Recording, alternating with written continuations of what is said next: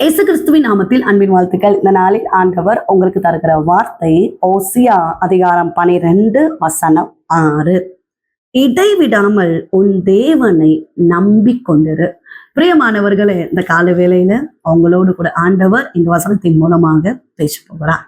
இடைவிடாமல் தேவனை நம்பிக்கொண்டிரு. பிரியமானவர்களே, இடைவிடாமல் தேவ சமூகத்துல காத்திருங்க. காத்திருக்கிற நீங்கள் ஒரு நாளும் வெட்கப்பட்டு போவதில்லை.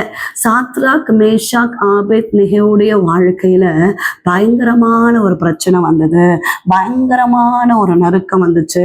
அப்போ ராஜா கேட்கிறார், நீங்கள் இடைவிடாமல் ஆராதிக்கிற உங்கள் தேவன் உங்களை தப்புவிக்க வல்லவரா இருக்கிறாரா?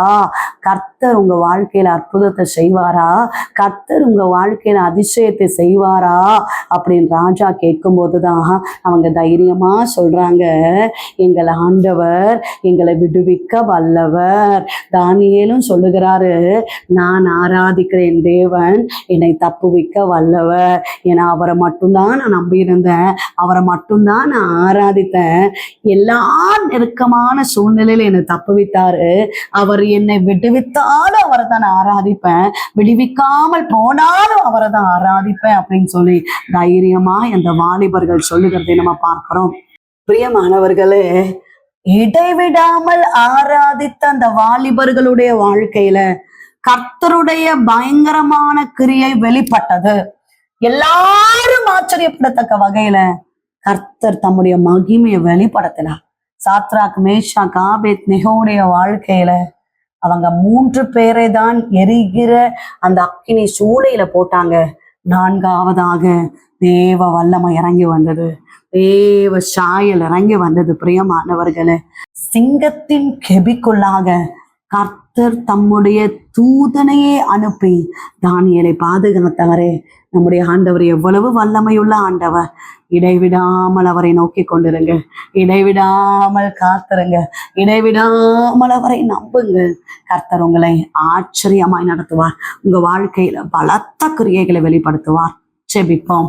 எங்களை நேசிக்கிறீங்க நல்ல தகப்பனே, இந்த கால வேலைக்காக நன்றி செலுத்துகிறோம். கர்த்தர் தந்த நல்ல வார்த்தைக்காக நன்றி அப்பா.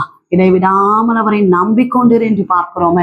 தேவ பிள்ளைகளுக்காக ஸ்தோத்திரம். குடும்பங்களை ஆசீர்வதிங்க, செய்கிற வியாபாரங்களை ஆசீர்வதிங்க, தொழில்களை ஆசீர்வதிங்க. அருமையான தேவ பிள்ளைகளுக்கு விரோதமா எழும்புகிற எல்லா ஆயுதங்கள் இயேசுவின் நாமத்தினால வாய்க்காமல் போகட்டும் சுவாமி. திருமணமாக வேண்டிய பிள்ளைகளை ஆசீர்வதிங்கப்பா. கர்ப்பத்தின் கனிக்காக காத்திருக்கிற பிள்ளைகளை ஆசீர்வதிங்கப்பா. கர்ப்பிணிகளை ஆசீர்வதிங்கப்பா. நல்ல ஜாபுக்காக ட்ரை பண்ணிட்டு இருக்காங்க ஆண்டவரே. என் ஆண்டவர் ஆசீர்வதிக்கிறபடியினால ஸ்தோத்திரம். வாழ்க்கையில முன்னேற்றம் இல்லையே, பொருளாதாரங்கள் ஆசீர்வாதம் இல்லையே, செய்கிற எல்லா காரியங்களும் தோற்று போகிறேன் என்று சொல்லி சோர்ந்து போய் கர்த்தருடைய வார்த்தையை கேட்டுக்கொண்டிருக்கிற தேவ பிள்ளைகளுக்காக ஜெபிக்கிறோம். செய்கிற காரியங்கள் எல்லாம் வாய்க்க பண்ணுங்க, கை கூடி வர பண்ணுங்க, பெரிய காரியங்களை செய்யுங்க.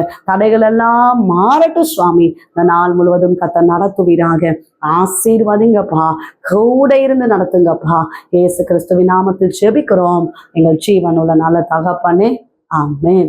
பிரியமானவர்களே, கர்த்தர் உங்களோடு பேசியிருக்கிறார். கர்த்தர் உங்க வாழ்க்கையில அற்புதங்களை செய்வார். உங்களுக்காக, உங்களுடைய ஜெப விண்ணப்பங்களுக்காக நாங்கள் ஜெபிக்கிறோம். நீங்களும் எங்களுக்காக, ஊழியங்களுக்காக ஜெபித்துக் கொள்ளுங்கள். டிவோஷன் மூலமாய் உங்களோடு ஆண்டவர் பேசுகிறதை பகிர்ந்து கொள்ளுங்கள். இந்த வார்த்தை அநேகருக்கு பிரயோஜனமா இருக்குமே என்றால் அநேகருக்கு ஷேர் பண்ணுங்க. God bless you.